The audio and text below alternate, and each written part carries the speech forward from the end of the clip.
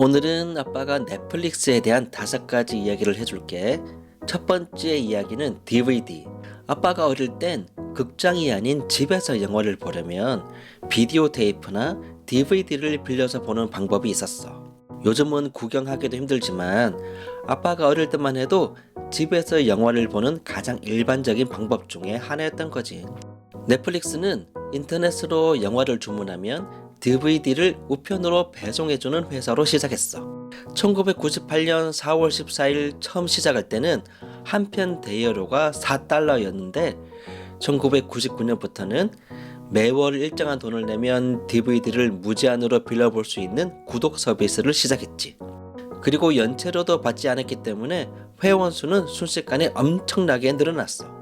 DVD를 포장하는 빨간 봉투는 넷플릭스의 상징이 되었고 2010년 정도쯤에는 미국의 배송업체인 UPS의 5번째로 큰 고객이 될 정도로 많은 사람이 이용했어. 하지만 이용 요금도 너무 저렴한 데다 연체료가 없으니까 반납을 늦게 하는 사람이 많아지면서 실제로는 돈을 그렇게 많이 벌지는 못했대. 두 번째 이야기는 동영상 스트리밍. DVD 대여가 한창 인기 높을 때인 2007년에는 인터넷으로 동영상을 바로 스트리밍하는 사업을 시작했지.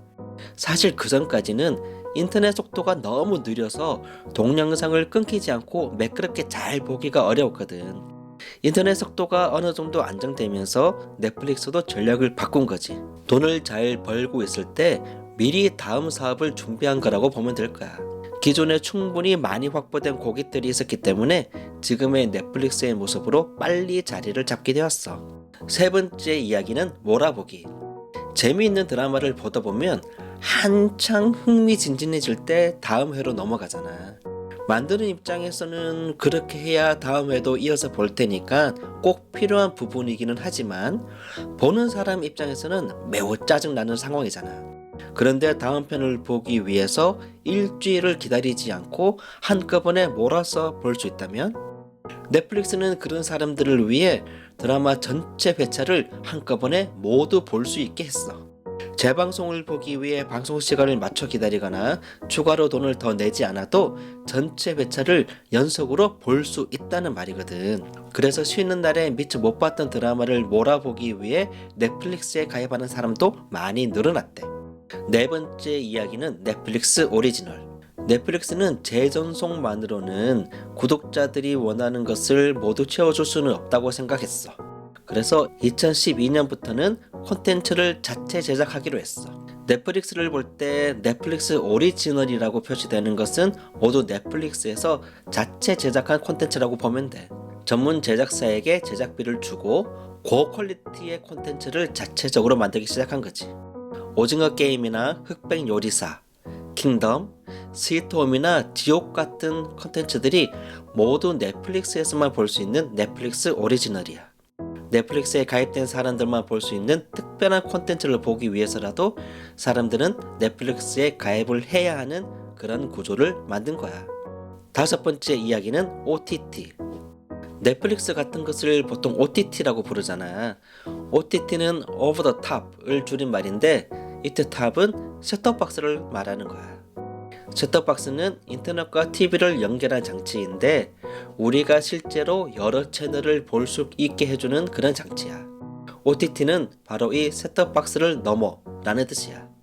기존의 TV 방송은 어느 한 나라 또는 한 지역에 있는 사람들만 볼 수 있었는데 넷플릭스는 회원 가입이 되어 있고 인터넷이 연결되어 있는 전 세계 모든 사람들이 시청 대상이거든. 예를 들면 오징어 게임을 우리나라의 어느 방송사에서 만들고 방송했다면 우리나라 사람들만 볼 수 있었겠지? 해외의 다른 사람들은 그 나라의 방송사가 수입을 해와서 방송을 해줘야지만 볼 수 있었던 거야. 하지만 넷플릭스는 인터넷만 연결되어 있으면 국경이 따로 없어. 오징어 게임이나 흑백 요리사 같은 프로그램을 넷플릭스에 가입한 사람들은 전 세계 어디에 있든지 모두 볼 수 있다는 말이지. 이런 과정을 거치면서 넷플릭스는 2024년 12월 기준으로 구독자가 2억 8천만 명이 넘고 2024년 3분기의 매출도 작년보다 15%가 늘어난 $98억 정도가 된대. 주가 역시 코로나가 끝나고 잠시 주춤했지만 지금은 $900가 넘어. 어때? 넷플릭스에 투자해볼 생각이 들어?